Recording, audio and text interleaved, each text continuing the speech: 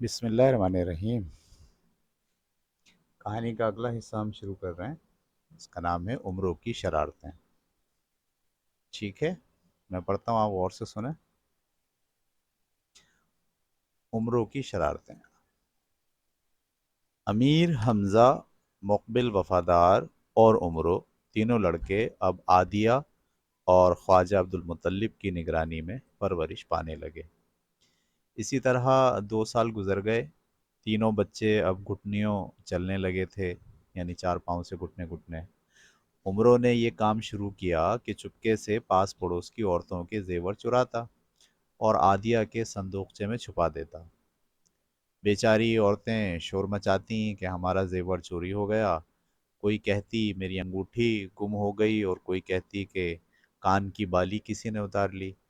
جب تلاش کرتی تو ساری چیزیں عادیہ کے صندوقچے سے نکل آتی، اور وہ شرمندہ ہوتی اور قسمیں کھاتی کہ میں نے یہ زیور نہیں چرائے، مگر کسی کو عادیہ کی قسم کا یقین نہ آتا۔ آخر وہ سب میں چور مشہور ہو گئی۔ 5 سال کی عمر تک عمرو ایسی ہی شرارتیں اور چوریاں کرتا رہا۔ اپنے سے دگنی عمر کے بچوں سے لڑ پڑتا، کبھی خود پٹتا اور کبھی ان کو لہو لہان کر کے آتا۔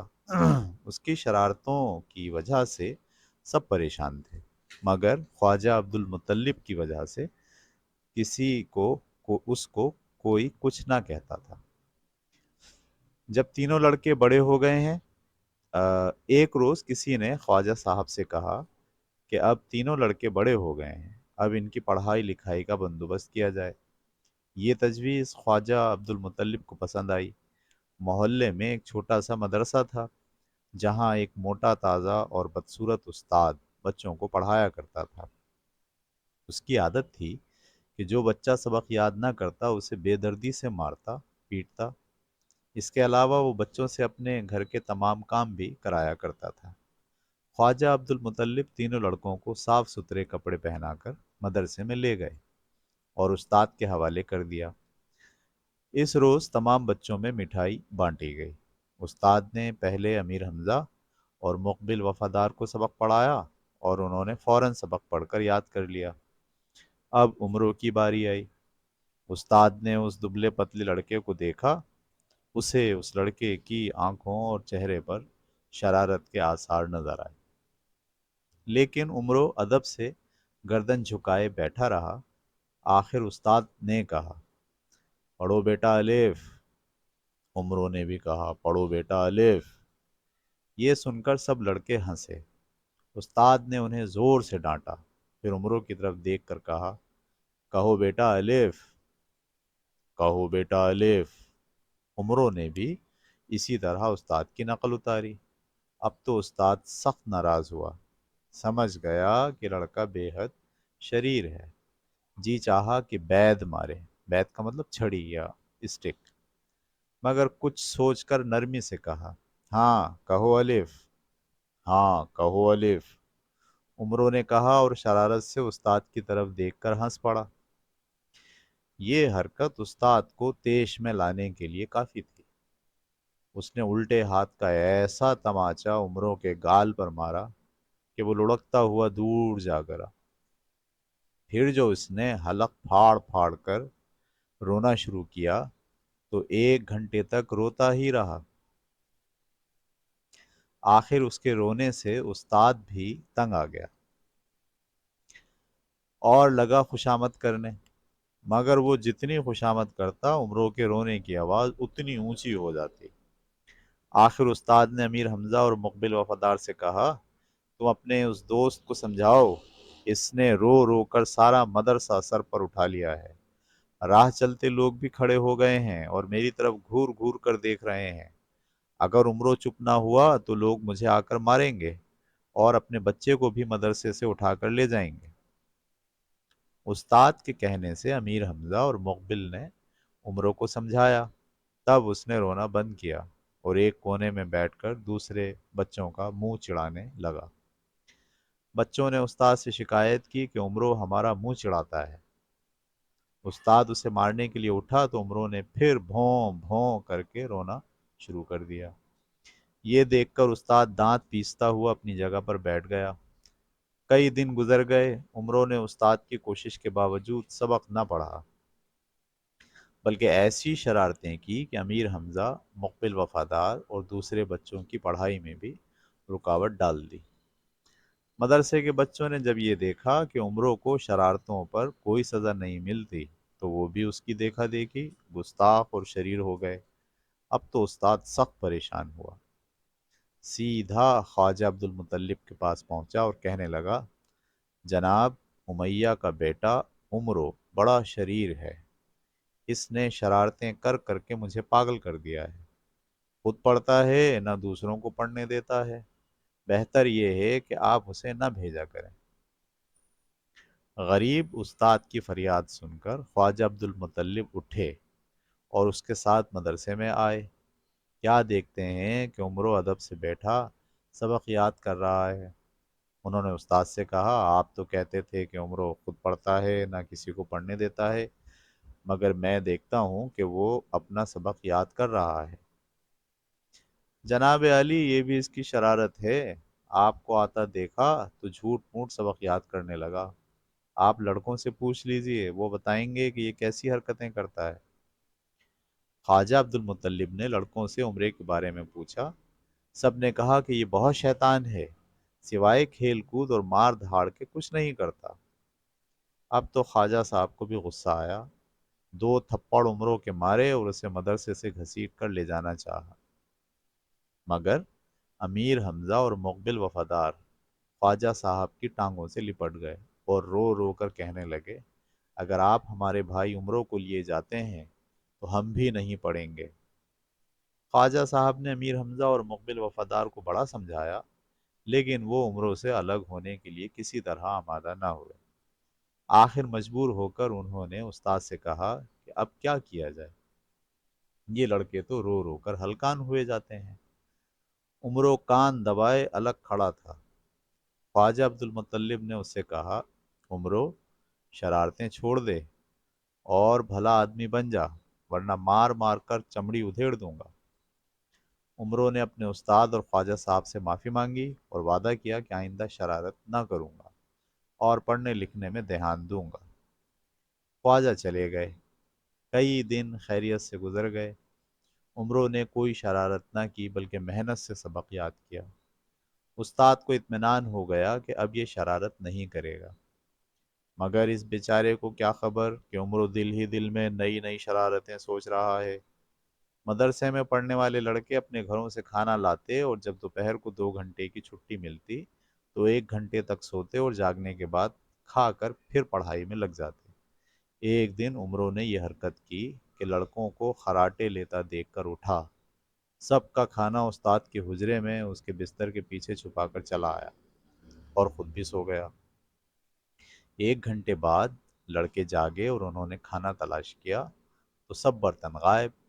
انہوں نے استاد سے شکایت کی، وہ بڑا حیران ہوا، کہنے لگا، یہ عمروں کی شرارت ہے، اس کے علاوہ ایسی حرکت کوئی نہیں کر سکتا۔ لیکن عمروں کہنے لگا، مجھے کیا خبر، میں تو سو رہا تھا۔ پھر اس نے لڑکوں سے کہا کہ استاد صاحب کی کوٹھڑی میں دیکھو، کھانا وہیں ملے گا۔ یہ کہہ کر خود بھی اٹھا اور سیدھا استاد کی کوٹھڑی میں جا گھسا۔ لڑکے اس کے ساتھ ساتھ تھے اور ادھر ادھر سامان الٹ پلٹ کر کے استاد کا بستر دیکھا بھالا تو کھانے سے بھرے ہوئے سب برتن وہاں موجود تھے۔ لڑکوں نے یہ دیکھ کر شور مچایا کہ استاد خود چوری کرتے ہیں اور دوسروں کا نام لگاتے ہیں۔ لڑکوں کا شور سن کر چند راہگیر بھی آ گئے اور انہوں نے پوچھا، کیا بات ہے؟ عمرو جھٹ سے بولا، ہمارے استاد بھی عجیب آدمی ہے، خود لڑکوں کا کھانا چرا کر اپنے بستر میں چھپا دیتے ہیں اور نام میرا لیتے ہیں کہ میں نے یہ حرکت کی ہے۔ بیچارہ استاد ہکا بکا کھڑا عمروں کی شکل دیکھ رہا تھا۔ راہگیروں نے بھی اسے شرمندہ کیا اور کہا، استاد ہی چوری کرے گا تو شاگرد تو پکے ڈاکو نکلیں گے۔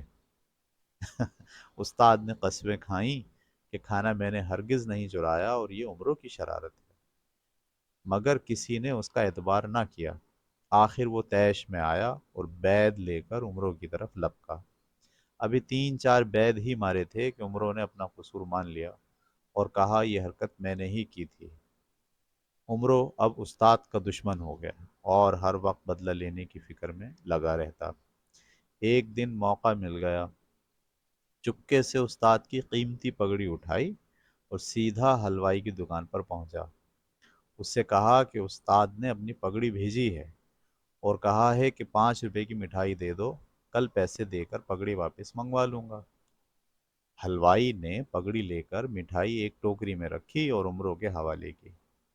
عمرو ٹوکری لے کر مدرسے میں آیا، دوپہر ہو چکی تھی، سب لڑکے اور استاد گہری نیند سو چکے تھے۔ عمرو نے ٹوکری استاد کے سرہانے رکھی اور خود بھی سو گیا۔ تیسرے پہر آنکھ کھلی تو استاد نے اپنے سرہانے مٹھائی کی ٹوکری دیکھی۔ قریب ہی عمرو بیٹھا تھا، اس سے پوچھا، کیوں عمرو، تمہیں معلوم ہے یہ ٹوکری کون لایا ہے؟ جناب میرے والد لائے تھے، بہت دیر بیٹھے رہے مگر آپ سو رہے تھے، آخر مجھ سے کہہ کر چلے گئے کہ اپنے استاد کی خدمت میں پیش کر دینا۔ یہ سن کر استاد بہت خوش ہوئے، ٹوکری کھولی تو منہ میں پانی بھرایا۔ انہوں نے ایک ایک دانہ لڑکوں کو دیا اور 2 3 دانے خود کھا کر ٹوکری اپنی کوٹھڑی میں لے جا کر رکھ دی کہ شام کو گھر لے جائیں گے۔ شام ہوئی تو استاد صاحب نے لڑکوں کو چھٹی دے دی اور خود بھی گھر جانے کی تیاری کرنے لگے، مگر اب جو پگڑی تلاش کرتے ہیں تو کہیں نہیں ملتی۔ ادھر ڈھونڈا ادھر دیکھا مگر پگڑی کہیں نظر نہ آئی۔ بڑے پریشان ہوئے، لڑکوں کو پہلے ہی چھٹی دے چکے تھے، پوچھتے کس سے؟ آخر ایک چادر سر سے لپیٹی اور گھر کی طرف چلے۔ مٹھائی کی ٹوکری ہاتھ میں تھی، بازار میں سے گزرے تو حلوائی نے آواز دی، جناب استاد صاحب ادھر تشریف لائیے، آپ سے ایک بات کہنی ہے۔ کیا بات ہے؟ استاد نے حلوائی سے پوچھا۔ حلوائی نے پگڑی نکال کر سامنے رکھی اور کہنے لگا، حضور آپ پر ہمیں پورا پورا اعتبار ہے، پگڑی بھیجنے کی کیا ضرورت تھی، جب چاہے مٹھائی منگا لیا کیجیے۔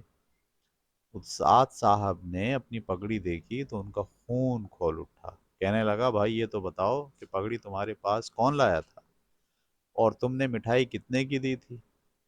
جناب آپ کا ایک شاگرد پگڑی لایا تھا، اس کا نام شاید عمرو ہے، امیہ کا لڑکا ہے، 5 روپے کی مٹھائی ٹوکری میں بندوا کر لے گیا تھا۔ استاد نے کچھ اور نہ کہا، جیب سے 5 روپے نکال کر حلوائی کو دیے، پگڑی سر پر رکھی اور دل ہی دل میں عمروں کو کوستے ہوئے گھر پہنچے۔ ساری رات غم اور غصے کے مارے استاد کو نیند نہ آئی۔ کئی بار بیوی نے پوچھا کہ معاملہ کیا ہے، لیکن انہوں نے کچھ نہ بتایا۔ اگر اس وقت عمرو ان کے ہاتھ لگ جاتا تو نہ جانے اس کے ساتھ کیا سلوک کرتے۔ رہ رہ کر دانت پیستے اور بڑبڑاتے تھے، ٹھہر جا بچو، جاتا کہاں ہے؟ صبح مدرسے میں کسی طرح آ جا، پھر تیری وہ درگت بناؤں گا کہ ساری عمر یاد رکھے گا۔ عمروں سے انتقام لینے کی دھن میں استاد منہ اندھیرے مدرسے میں آ پہنچے۔ آہستہ آہستہ سب لڑکے بھی آئے، پھر خواجہ عبد المطلب کے ساتھ امیر حمزہ، مقبل وفادار عمرو بھی آتے دکھائی دیے۔ خواجہ صاحب کے اشارے پر عمروں نے جھک کر استاد کے پاؤں پکڑ لی اور اپنی خطا کی معافی مانگی۔ خواجہ عبد المطلب نے جیب سے 10 روپے نکال کر استاد کو دیے اور کہا، 5 روپے مٹھائی کے اور 5 روپے میری جانب سے قبول فرمائیے، میں حمزہ کی سفارش پر آیا ہوں۔ عمروں نے سارا قصہ اپنے دوستوں کو سنایا۔ انہوں نے مجھ سے کہا کہ اب استاد عمروں کی بری طرح ٹھکائی کریں گے، اس لیے میں ساتھ چل کر عمروں کو معافی دلا دوں۔ اسے معاف کر دیجیے، آئندہ شرارت کرے گا تو میں خود اس کی ہڈیاں توڑ دوں گا۔ غرض انہوں نے ایسی باتیں کی کہ استاد کا سارا غصہ جاتا رہا اور انہوں نے عمروں کو معاف کیا اور کہا، اس دفعہ خواجہ صاحب کی سفارش پر سزا دیے بغیر چھوڑ دیتا ہوں، لیکن آئندہ ہرگز معاف نہ کروں گا۔ 15 روز گزر گئے، عمروں نے اس دوران کوئی شرارت نہ کی، بلکہ ایسا نیک اور سیدھا بن گیا کہ استاد کو اس کی یہ حالت دیکھ کر حیرت ہوئی۔ شرارت کرنا تو ایک طرف رہا، وہ دوسرے شریر بچوں کو بھی روکتا تھا۔ اب استاد اس سے بہت خوش ہوئے اور انہوں نے آہستہ آہستہ عمروں سے اپنے گھر کے کام لینا شروع کیے۔ ایک دن کسی لڑکے کا باپ نہایت عمدہ کھانا پکوا کر استاد کے لیے لایا۔ استاد نے عمروں کو بلایا اور کہا، عمروں ادھر آ، دیکھ یہ کپڑے میں بندھی ہوئی ایک ٹوکری ہے، اسے ہمارے گھر لے جا، خبردار راستے میں ہرگز نہ کھولنا، اس میں مرغا بند ہے، اگر تو نے کھولا تو نکل کر بھاگ جائے گا۔ جناب میں اتنا بے وقوف نہیں ہوں کہ ٹوکری کھول کر مرغے کو بھگا دوں، عمرے نے جواب دیا۔ آپ اطمینان رکھیے، میں یہ سامان حفاظت سے آپ کے گھر پہنچا دوں گا۔ یہ کہہ کر باہر نکلا اور استاد کے گھر کی طرف چلا۔ کچھ دور جا کر اس نے ٹوکری کھولی، کھجور کے حلوے اور بھنے ہوئے گوشت کی خوشبو ناک میں پہنچی۔ بے چین ہو گیا، سوچے سمجھے بغیر سارا کھانا جھٹ پٹ ہڑپ کر گیا۔ کچھ ہڈیاں بوٹیاں باقی بچیں تو وہ آوارہ کتوں کے آگے ڈالیں، پھر ٹوکری کو اسی طرح کپڑے میں باندھا اور استاد کے گھر کا دروازہ جا کھٹکھٹایا۔ استاد کی بیوی دروازے پر آئی اور پوچھنے لگی، اے لڑکے، کہاں سے آیا ہے اور تیرے ہاتھ میں کیا ہے؟